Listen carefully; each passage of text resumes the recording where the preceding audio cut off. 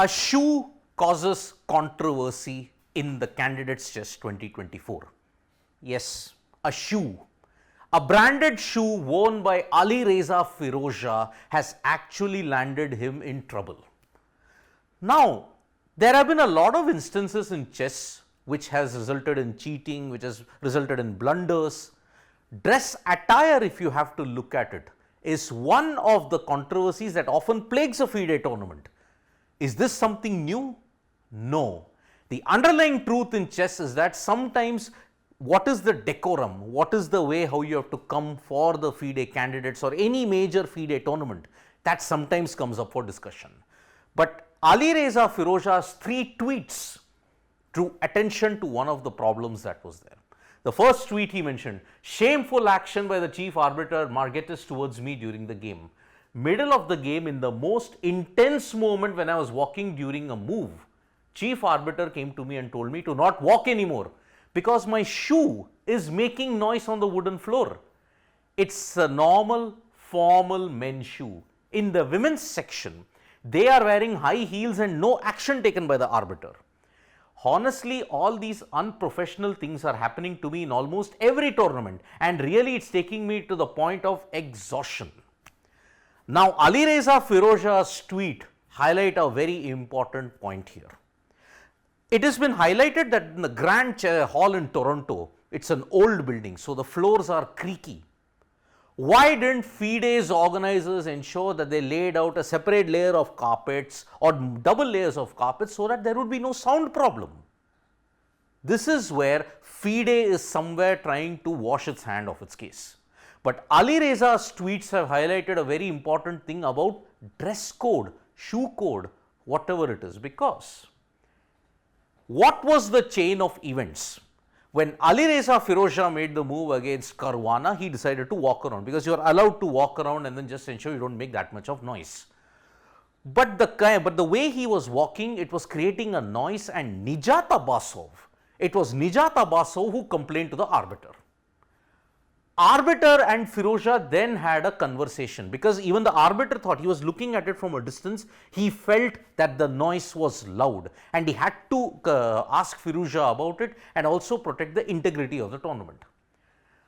Now, this is where the shoegate controversy erupted because after the arbiter told him, he stated, don't walk very hard because it's making a stomping noise and that is disturbing the players.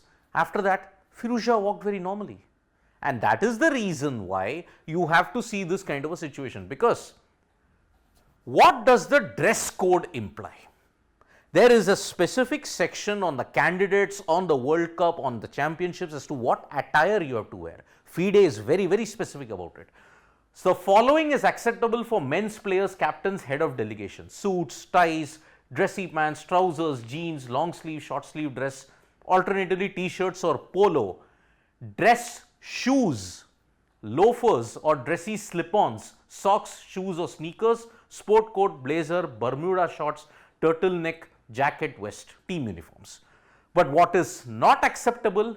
Beachwear slippers, profanity, nude, semi-nude pictures printed on shirts, toned pants or jeans, holes, denim shorts, short stops, cut-off shorts, gym shorts. These are not allowed.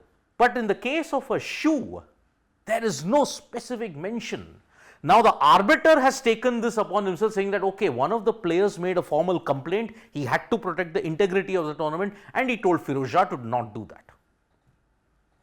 Now, what did chief arbiter Aris Margetis had to say? Margetis, while speaking to chess24.com, he clearly stated, Firouzja walked in a limited space and he had a heavy footfall. Because the floors are creaky, noises will be made. It sounded like boots, it was stompish. Maybe Alireza Firouzza was angry with the move that he made against Caruana, and that's why he decided to walk in kind of a little bit of anger. I was getting a little concerned and I was wondering whether the players were getting distracted. I concluded it was loud. After the conclusion, he decided to confront Firouzja with it. Now, is this high-handedness by the FIDE arbiter, or did he ensure that, okay, it is a player has made a complaint, for fairness, let's talk to Alireza Firouzza. Now, after the conversation was made, Firouzja walked carefully. No sound was made. So, maybe in this kind of instance, if you want to look at Margettis's comment, maybe he was wrong. But this is not the first time it has happened. In 2023, Anna-Maja Kazarian, who is a Dutch grandmaster, women grandmaster, one of the arbiters stopped me and asked me if I could change my shoes because they were strange looking shoes. Yes, the design that was there on the shoes was very, you may say, according to old school chess viewpoints, it was looking rather strange and considered sports shoes. It hurts to even walk in those, and I definitely don't want to use my Burberry sneakers for sports. Now, fashion shoes at that point in time, maybe you would not want to use it. But the most direct instance of clothes being used to target a particular individual, what happened in the FIDE Chess World Cup of 2017 that was held at Tbilisi. Anton Kovalyov. Now, Anton Kovalyov had beaten Vishwanathan Anand in the previous round 1.5 to 0.5 and had eliminated him. But when he came, if you have a closer look at it, he was wearing a rather shorts in that situation. He was wearing shorts, he was wearing a rather very informal kind of a thing. Now, the chief arbiter went after him, and because of that he was allegedly racially abused. Kovalyov forfeited round 3, and that was why he never played in that tournament. Now, this is where the problem arises. What is the dress code? FIDE doesn't make it very clear. It's all grey area in that sense. Whether the shoes offended him because it was formal shoes, but it had a slight heel, and that's why the sounds were being made. On the other hand, if you look at it, there was another major event that happened. Alireza Firoujza's father threatened to call the police if he is not allowed to be in the spectators' balcony whenever he wants. Family members and team members of players are allowed to spectate live for the first 15 minutes. If you looked at the candidates, there is a delay of 15 minutes so that there can be no cheating. There can be no live streaming of the event so that moves can't be passed on to anybody who is monitoring. Because if you take a break, maybe you may be in touch with the seconds, maybe through some other method. This is the main reason why Hans Niemann was under the scanner. So, there is a 15-minute delay, and spectators will then have to come out of the chamber and then ensure that in the balcony they have to stay out. He was escorted out of the playing hall and the building, and this was given by Pavel Tregubov, who is the FIDE technical delegate. Now, Tregubov is a very strange case in itself because it was his diktat that ensured that Anna-Maja Kazarian, her shoes were not allowed in one of the tournaments.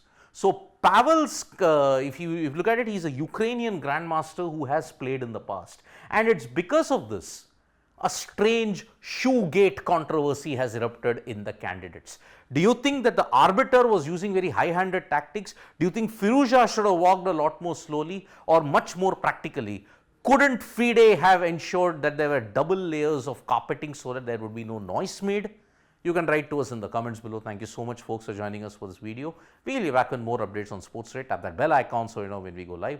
Don't forget, we are on Facebook, Twitter and Instagram as well. Bye-bye.